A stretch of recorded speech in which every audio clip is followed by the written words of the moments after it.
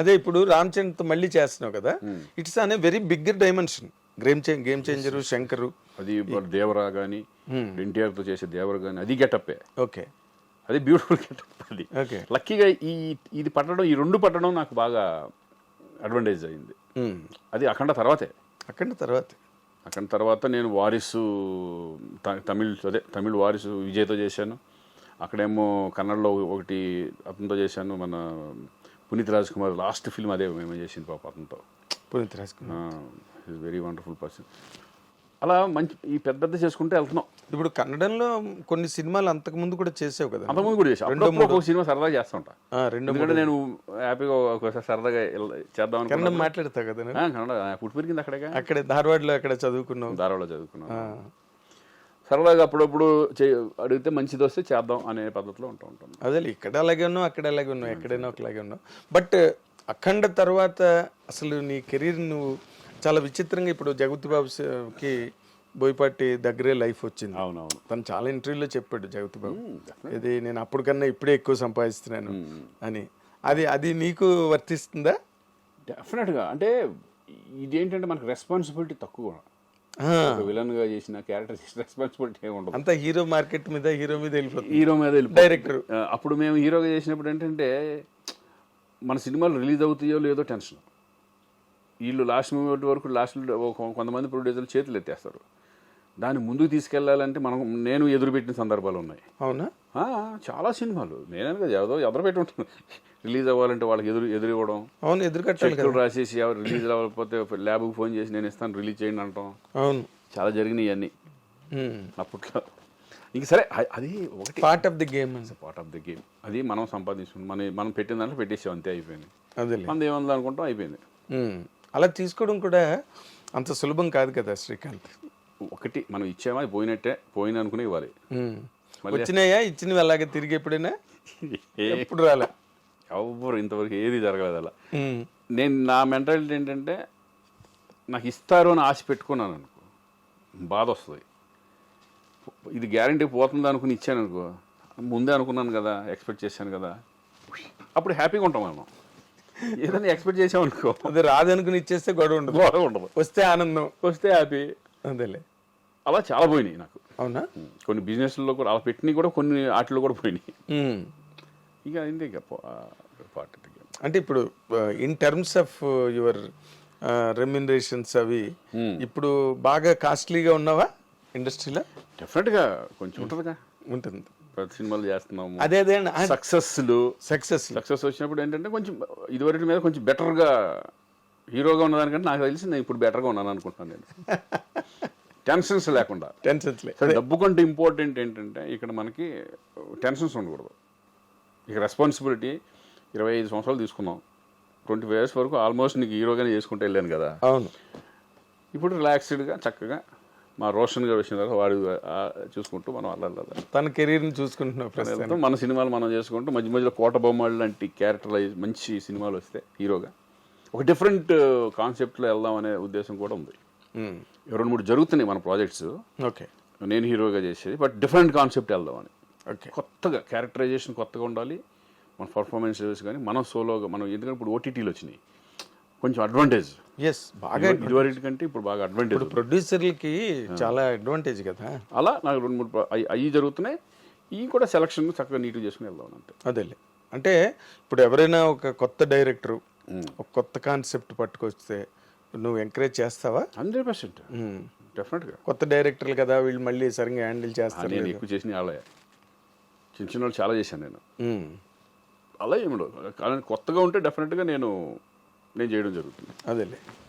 ఆ రోజుల్లో నువ్వు అందరితో, ఒక రాఘవేంద్రరావుతో లేదా దాసనారాయణ గారితో యాక్ట్ చేశాను, బట్ ఆయన డైరెక్షన్లో చేయలే. ఆయనతో కలిసి యాక్ట్ చేశాను, దొంగలుడు చిన్నలుడు అని. చిన్నలుడులో చేశాను. చిన్నలుడు 1-2 సినిమాలు చేశాను ఆయనతో. అంత ర్యాప్ ఉంది మళ్ళీ, కానీ ఆయన డైరెక్షన్లో చేయలే. అదేలే, ఆయన ఒక్కరినే మిస్ అయ్యావు అయితే. ఆయన డైరెక్షన్లో ఒకటి మిస్ అయ్యాను. అలాగే ఆర్టిస్ట్లో రామారావు గారిని మిస్ అయ్యాను. నాగేశ్వరరావు గారితో చేశాను, కృష్ణరాజు గారితో చేశాను, కృష్ణ గారితో చేశాను. తర్వాత ఇంక చిరంజీవి గారు, వెంకటేష్, నాగార్జున, బాలకృష్ణ, శోభనబాబు గారితో చేసావు. శోభనబాబు గారితో చేయలే. చేయలేదా? చేయలే. ఓకే. శోభనబాబు గారితో అది నేను చూడకూడదు, చూడలేదు నేను. అవునా? చూడలేదు ఎప్పుడు. ఎప్పుడు కలవలేదు? కలవలేదు. అప్పటికే ఆయన ఇండస్ట్రీ వదిలేసి మానేశారు కదా. ఎప్పుడో మానేశారు ఆయన. ఈవీ గారి సినిమా లాస్ట్లో ఒకటి చేసినట్టున్నారు తర్వాత వచ్చిన తర్వాత. ఇప్పుడు నార్మల్గా రామ్ చరణ్ చిరంజీవి గారితో చేసావు నువ్వు, ఆయనతో మంచి క్లోజ్ అసోసియేషను. రామ్ చరణ్తో కూడా ఆల్రెడీ చేసావు, ఇప్పుడు మళ్ళీ చేస్తున్నావు. అసలు వీళ్ళిద్దరి మధ్యలో నీకు కనిపించే ఒక స్పష్టమైన డిఫరెన్స్ కానీ పోలిక కానీ ఇద్దరిలో? ఇదే నాకు తెలిసి పోలికలే ఉన్నాయి ఎక్కువ. అవునా? ఎక్కువ పోలికలే. అంతేనా? అంటే ఆర్టిస్టుల్ని చక్కగా చూసుకోవడం కానీ ఇది కానీ ఎక్కువ. అంటే చాలా ఎలా ఉంటుందంటే ఇప్పుడు అన్నయ్యతో చేసినప్పుడు ఆయన కష్టపడే విధానం ఇవన్నీ కూడా చరణ్లో ఉంటాయి. కష్టపడే విధానం చరణ్లో ఉంది. ప్లస్ కామన్ ఏంటంటే చక్కగా ఇప్పుడు మామూలుగా చూసుకుంటే భోజనాల దగ్గర కానీ ఆర్టిస్టులను బాగా చూసుకోవడం కానీ ఫుడ్ అందరికీ చక్కగా బాగా వచ్చిందా లేదా, బాగుంటుందా లేదా యూనిట్లో చూసుకోవడం, ఇవన్నీ కూడా ఆయనకి ఉంది. చరణ్ కూడా same. Okay, same. Charan is అంటే అనేలాగా డిగ్నిఫైడ్, అంటే ఎక్కడ చాలా పెద్ద, చాలా మెచ్యూర్డ్ గాయ్. చాలా హీస్ వెరీ ఇంటెలిజెంట్, చాలా మెచ్యూర్డ్ గాయ్. స్టబ్బన్ చక్కగా నీట్గా ఉంటుంది. కానీ ఆర్టిస్టులు పలకరించే విధానం కానీ అందరినీ ఓన్ చేసుకోవడం కానీ ఇవన్నీ సూపర్గా. ఇప్పుడు అన్నయ్య సేమ్.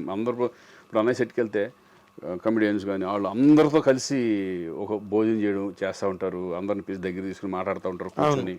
సేమ్ అదే చరణ్ కూడా. అవునా? చాలా మీ ఇద్దరి మధ్యన ఎట్లా ఉంటుంది ఇంటిమసీ? చాలా బాగుంటుంది. అన్న అంటాడు. అవునా? చాలా మంది, అంటే కొంతమంది అయితే యాక్చువల్గా బాబాయ్ అంటారు, అనవచ్చు కానీ బట్ నన్ను అన్న అంటారు. ఓకే, అన్న అనుకుంటూ ఈజ్ రెస్పెక్ట్ చాలా బాగా ఇస్తారు. ఎందుకంటే అన్న దగ్గర నుంచి వచ్చినప్పుడు చాలా రెస్పెక్ట్గా. అసలు బాగా ఇష్టంగా నీకు రామ్ చరణ్లో ఈ ఇష్యూ నాకు భలే ఇష్టం అని నీకు? నాకేంటంటే decent, is very decent person. Stubborn and decent. ఆ డీసెన్సీ, ఆ హుందాతనం అది బాగా నచ్చుతుంది నాకు.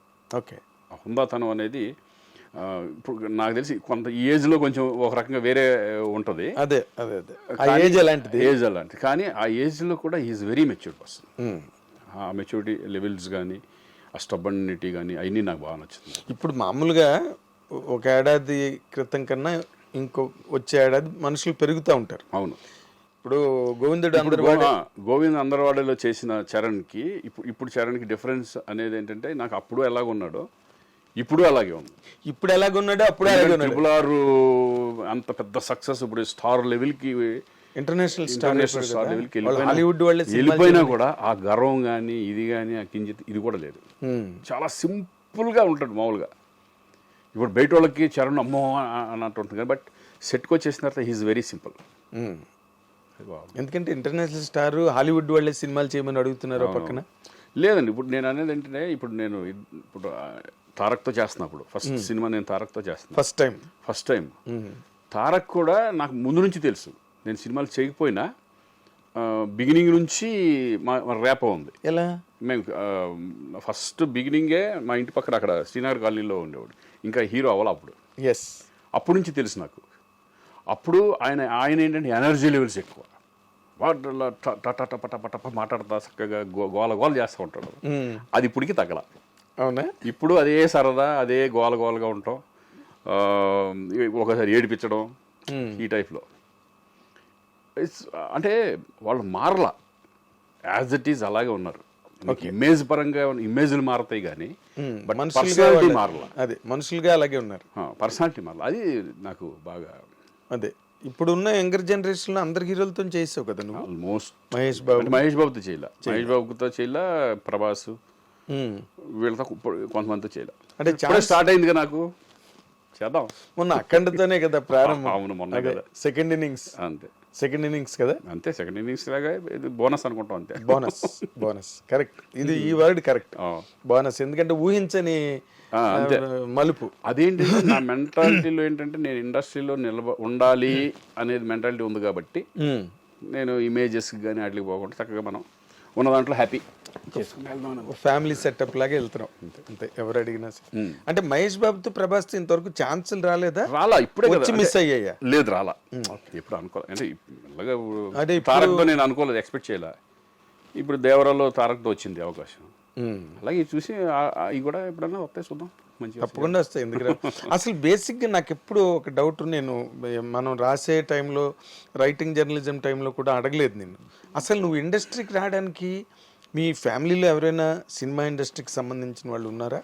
ఎవ్వరు లేదు అసలు. ఎందుకంటే నేను పుట్టి పెరిగింది కర్ణాటకలో. ఆ, అసలు నాకు టచ్చే లేదు ఎవరు. నా రిలేటివ్స్లో కూడా ఎవరు లేరు. ఎవ్వరు అసలు ఏం తెలియదు. ఓకే, మీదేంటి వ్యవసాయ కుటుంబమా? వ్యవసాయ కుటుంబం, రైతు కుటుంబం. ఓకే. ఫాదర్ నాన్నలు అప్పట్లో లాంగ్ బ్యాక్ అక్కడికి వెళ్ళిపోయి సెటిల్ అయ్యారు అనమాట. కర్ణాటకకి వెళ్ళి. నేను పుట్టింది అక్కడే. బ్రదరు, నా తమ్ముడు అందరూ అక్కడే, నేను అక్కడే పుట్టాను. నేను పుట్టక ముందు ఒక 20 సంవత్సరాల క్రితం వెళ్ళిపోయాడు.